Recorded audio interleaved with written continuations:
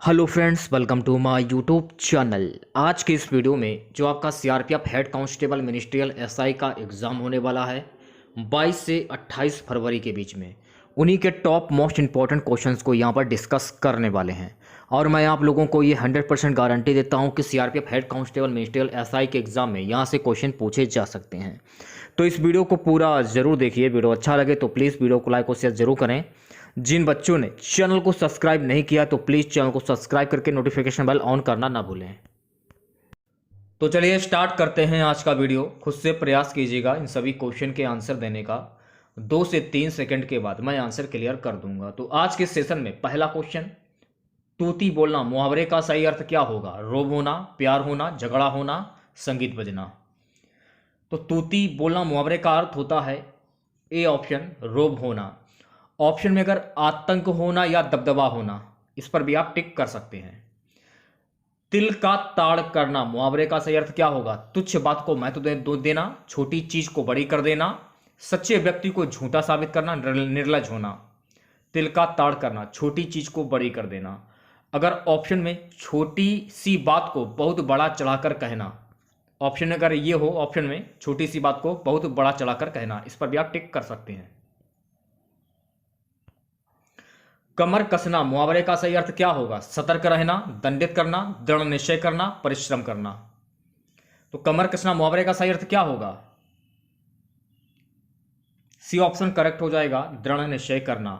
अगर ऑप्शन में तैयार होना हो तो आप तैयार होना के ऑप्शन में टिक कर सकते हैं, क्योंकि तैयार होना कमर कसना मुहावरे का अर्थ होता है। गुजारा में कौन सा प्रत्यय है? थोड़ा सा दिमाग लगाइए, आपके समझ में आ जाएगा कि गुजारा में कौन सा प्रत्यय होगा। डी ऑप्शन करेक्ट हो जाएगा, बड़ा आ। अगला क्वेश्चन देखिएगा, पिटाई में प्रयुक्त प्रत्यय है।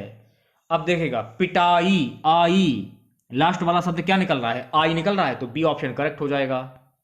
अब देखिएगा यहां पे एक बात आपको ध्यान रखने की, पिटाई शब्द से मूल शब्द है पीठ में आई, यानी कि पीठ में आई, तो प्रत्यय मिलने से बना है। तो अगर आप पिटाई का प्रत्यय करेंगे तो आई इसमें शब्द आ रहा है, आई, तो आई आपका करेक्ट आंसर हो जाएगा। अगला क्वेश्चन देखिएगा, चुनाव में कौन सा प्रत्यय प्रयुक्त हुआ है? चुनाव, आओ, तो चुनाव में प्रयुक्त हो जाएगा आओ, ऑप्शन डी करेक्ट हो जाएगा। अगला क्वेश्चन देखिएगा, राक्षस शब्द का पर्यायवाची शब्द क्या होगा? अदृश्य, चक्षु, दानव, असुचि। राक्षस शब्द का पर्यायवाची शब्द क्या होगा? सी ऑप्शन करेक्ट हो जाएगा, दानव। अगर आप ऑप्शन के तौर पर देखेंगे तो ऑप्शन के तौर पर दानव हो जाएगा। तो राक्षस के पर्यायवाची क्या क्या होते हैं जान लीजिए। असुर हुआ, निशाचर, दनुज, दानव, दैत्य, रजनीचर, निशिचर, तमीरचर, यातुधान, सुरारी, देवारी, ये हो गए आपके राक्षस के पर्यायवाची शब्द। अगला क्वेश्चन देखिएगा, इनमें से कौन सा शब्द देवता का पर्यायवाची नहीं है? इनमें से कौन सा शब्द देवता का पर्यायवाची नहीं है? तो डी ऑप्शन करेक्ट हो जाएगा, अवनीत। ये अवनीत जो है ये देवता का पर्यायवाची शब्द नहीं है। अब आप लोग ये जान लीजिए कि देवता के पर्यायवाची शब्द कौन कौन से होते हैं। तो देखिए देवता के पर्यायवाची शब्द होते हैं वसु, आदित्य, लेख, शुर, देव, अमय। ये हो गए आपके देवता के पर्यायवाची शब्द। अगला क्वेश्चन देखिएगा, निम्नलिखित में से कौन आरंभ का पर्यायवाची शब्द है? आराम, आधार, शुरुआत, विश्रांति। आरंभ का पर्यायवाची शब्द है, सी ऑप्शन करेक्ट हो जाएगा, आरंभ का पर्यायवाची शब्द होता है शुरुआत। देखिए ऑप्शन के तौर पे देखेंगे आप लोग तो ऑप्शन के तौर पे आरंभ का पर्यायवाची शब्द शुरुआत हो जाएगा। तो आरंभ के पर्यायवाची शब्द कौन कौन से होते हैं? देखिए आरंभ के पर्यायवाची शब्द होते हैं श्री गणेश, शुभारंभ, प्रारंभ, शुरुआत, शारंभ, शुरू, सूत्रपात, शिलान्यास, उपक्रम, इब्दा, आगाज, बिस्मिल्लाह, आरंभिभाव, प्रादुर्भाव, उदय, उत्पत्ति, जन्म, अथ आदि, ये आपके आरंभ के पर्यायवाची शब्द होते हैं। अगला क्वेश्चन देखेगा, निम्नलिखित में से कौन आरोप का पर्यायवाची शब्द नहीं है? अभियोग, आक्षेप, इल्जाम, हमला। डी ऑप्शन करेक्ट हो जाएगा, सॉरी डी ऑप्शन करेक्ट हो जाएगा। हमला शब्द जो है ये आरोप का पर्यायवाची शब्द नहीं है। अब आप लोग ये जान लीजिए कि आरोप के पर्यायवाची शब्द कौन कौन से होते हैं। तो देखिए आरोप के पर्यायवाची शब्द होते हैं लांछन, दोषारोपण, अभियोग, आक्षेप, ये आपके आरोप के पर्यायवाची शब्द होते हैं। अगला क्वेश्चन देखिएगा, अलंकार शब्द का पर्यायवाची शब्द क्या होगा? आभूषण, मनोहर, आकलन, अभिमान। ए ऑप्शन करेक्ट हो जाएगा। अलंकार शब्द का पर्यायवाची शब्द होता है आभूषण, ये आपको ध्यान में रखना है। अब देखिएगा अलंकार के कौन कौन से पर्यायवाची शब्द होते हैं, तो देखिए भूषण, विभूषण, गहना, जेवर, जवाहरात, पदक, ये आपके अलंकार के पर्यायवाची शब्द होते हैं। संभावना शब्द का विलोम शब्द क्या होगा? असंभावना, असंभव, अशांभ्य, असंतोष। ए ऑप्शन करेक्ट हो जाएगा। संभावना शब्द का विलोम शब्द होता है असंभावना, ए ऑप्शन। अगला क्वेश्चन देखिएगा, क्वेश्चन है कि संकल्प का विलोम शब्द क्या होगा? असंकल्प, संकल्पहीन, असंबंध, असंतोष। तो देखिए संकल्प का विलोम शब्द होता है असंकल्प। अगर मान लीजिए कि ऑप्शन में विकल्प दिया गया हो तो देखिए विकल्प जो है ये संकल्प का विलोम शब्द होता है, ये भी आपको ध्यान में रखना है। सो गाइस अगला क्वेश्चन देखिएगा, विशिष्ट शब्द का विलोम शब्द क्या होगा? सामान्य, विशुद्ध, लघु, अविवेकी। विशिष्ट शब्द का विलोम शब्द क्या होगा? तो ए ऑप्शन करेक्ट हो जाएगा। विशिष्ट शब्द का विलोम शब्द होता है असामान्य, असामान्य। सो गाइस नेक्स्ट क्वेश्चन, विकास शब्द का विलोम क्या होगा? विकास शब्द का विलोम शब्द क्या होगा? विनाश, विकृत, विकल, लक्षित। ये ऑप्शन करेक्ट हो जाएगा। विकास शब्द का विलोम शब्द होता है विनाश। अगर ऑप्शन में हास दिया हो तो आप हास भी कर सकते हैं। शत्रुता का विलोम शब्द क्या होगा? मित्र, मित्रता, आशंकित, व्यस्त। सही जवाब हो जाएगा ऑप्शन बी, मित्रता। अगर ऑप्शन में अगर भातृत्व दिया हो तो आप भातृत्व भी टिक कर सकते हैं, यह भी आपको ध्यान में रखना है। अगला क्वेश्चन देखिएगा, वाग्दान का संधि विच्छेद क्या होगा? वाग्दान का संधि विच्छेद क्या होगा? ए ऑप्शन करेक्ट हो जाएगा। वाक धन दान। अगर पूछा जाए कि वाग्दान में प्रयुक्त संधि कौन सी होगी तो आपको ध्यान रखना यहां पर हो जाएगी व्यंजन संधि।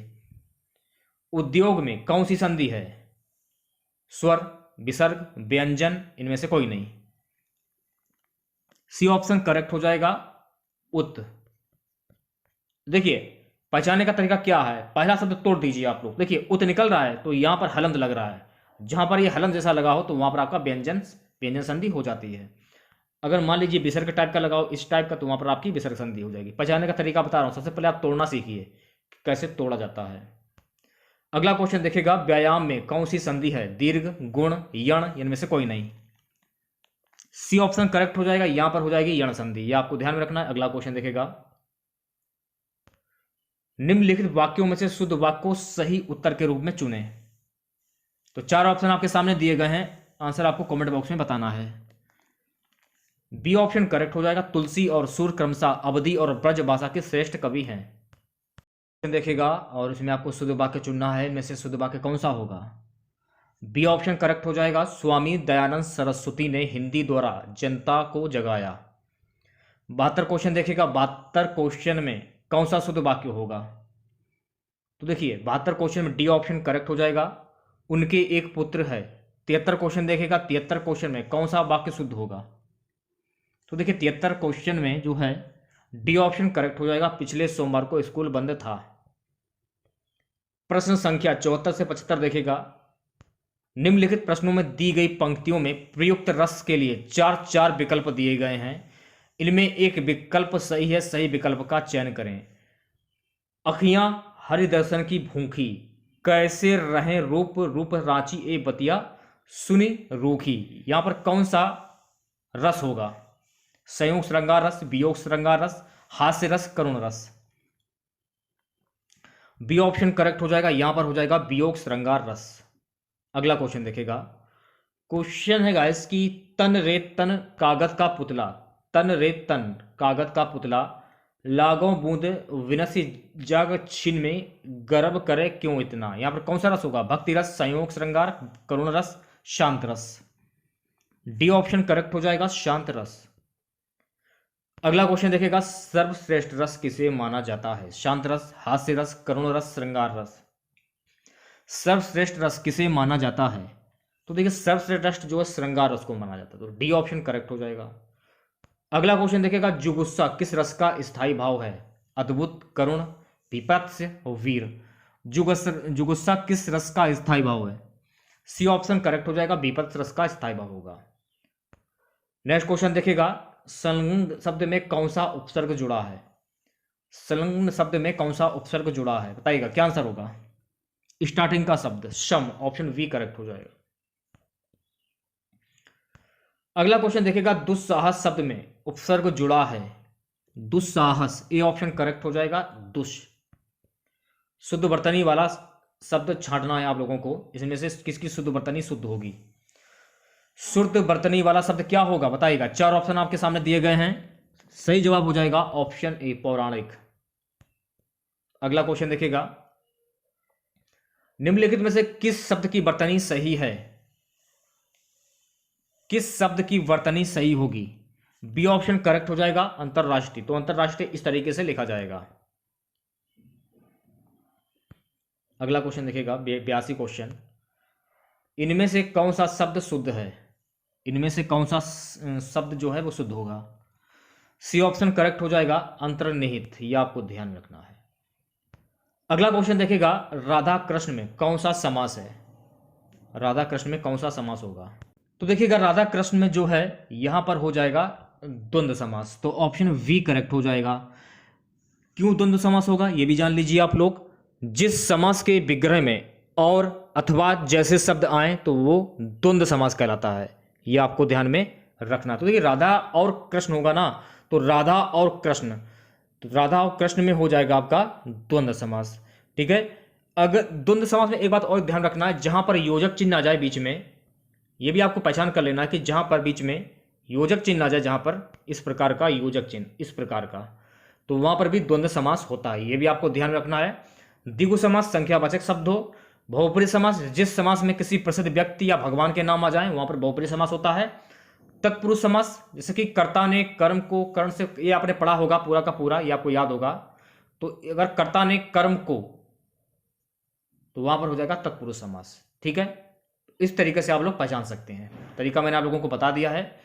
त्रिभुवन शब्द में कौन सा समास है? तत्पुरुष, द्वंद्व, द्विगु, बहुप्रिय। तो देखिए, त्रिभुवन संख्यावाचक शब्द है ये, त्रिभुवन। तो त्रिभुवन में कौन सा समास होगा? सी ऑप्शन करेक्ट हो जाएगा, द्विगु समास। अब यहां पर क्यों त्रिभुवन में समास होगा द्विगु समास, ये भी जान लीजिए आप लोग। देखिए, इसका समास विग्रह होगा तीन भवनों का समाहार। तीन भवनों का समाहार, वह समास जिसका पहला पद संख्यावाचक विशेषण होता है तथा समस्त पद किसी समूह या फिर किसी समाहार का बोध कराता है, वहां द्विगु समास होता है। ज़्यादा कुछ आपको याद करने की जरूरत नहीं है, आप इतना याद कर लीजिए, जहां पर संख्यावाचक शब्द आ जाए वहां पर आपका द्विगु समास होगा। आंख बंद करके द्विगु समास पर टिक कर दीजिए।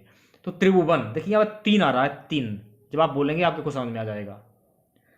अगला क्वेश्चन देखिएगा, निर्भय शब्द में कौन सा समास है? अव्ययीभाव, तत्पुरुष, द्वंद्व, द्विगु। निर्भय, तो देखिए निर्भय में समास हो जाएगा अव्ययीभाव समास, तो ए ऑप्शन करेक्ट हो जाएगा। अगला क्वेश्चन, गौशाला में कौन सा समास होगा? द्विगु समास, द्वंद्व समास, अव्ययीभाव समास, तत्पुरुष समास। तो देखिए, गौ का शाला, आप बोलिए, आपके समझ में आ जाएगा। गौशाला में हो जाएगा तत्पुरुष समास। और तत्पुरुष समास क्यों होगा? क्योंकि ये तत्पुरुष है। गौशाला में तो तत्पुरुष समास इसलिए होगा क्योंकि गौशाला का सामासिक विग्रह, गौ के लिए शाला है, तो के लिए परसर्ग आने पर गौशाला शब्द में तत्पुरुष समास हो जाएगा। यह आपको ध्यान में रखना है। ठीक है, अगला क्वेश्चन देखिएगा, दोहे में कितने चरण होते हैं? 2, 4, 6, 8। बी ऑप्शन करेक्ट हो जाएगा, दोहे में कुल 4 चरण होते हैं। अब दोहे में 4 चरण क्यों होते हैं यह भी जान लीजिए आप लोग। देखिए, दोहा जो है एक अर्धसम मात्रिक छंद है। अगर पूछा जाए कि दोहा कैसा छंद है, तो आपको ध्यान में रखना है कि दोहा जो है ये अर्धसम मात्रिक छंद है। यह 2 पंक्ति का होता है, इसमें 4 चरण माने जाते हैं। इसके विषम चरणों में प्रथम तथा तृतीय में 13-13 मात्राएं और सम चरणों द्वितीय तथा चतुर्थ में 11-11 मात्राएं होती हैं। ये आप सब चीज़ों में आपको ध्यान रखनी है, जो कि परीक्षा की दृष्टि से काफ़ी इंपॉर्टेंट है। ध्रुव स्वामिनी के रचयिता कौन है? Jaishankar Prasad, Sumitra Nandan Pant, Suryakant Tripathi, Nirala, Mahadevi Verma. A option correct हो जाएगा, ध्रुव स्वामिनी के रचयिता हैं जयशंकर प्रसाद। अगला क्वेश्चन, कलम का सिपाही के लेखक कौन है? प्रेमचंद, अमृत राय, अमृतलाल नागर, कमलेश्वर। बी ऑप्शन करेक्ट हो जाएगा, कलम का सिपाही के लेखक हैं अमृत राय। अगला क्वेश्चन, बाबा बटेश्वर नाथ के रचनाकार कौन है? नागार्जुन, राजेंद्र यादव, नामवर सिंह, महादेवी वर्मा। तो देखिए बाबा बटेश्वर नाथ के रचनाकार हैं नागार्जुन, तो ए ऑप्शन करेक्ट हो जाएगा।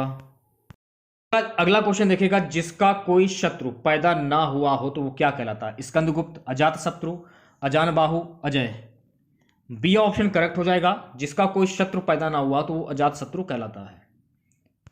अगला क्वेश्चन, धन को व्यर्थ ही खर्च करने वाला होता है? व्ययी, धनिक, मितव्ययी, अपव्ययी।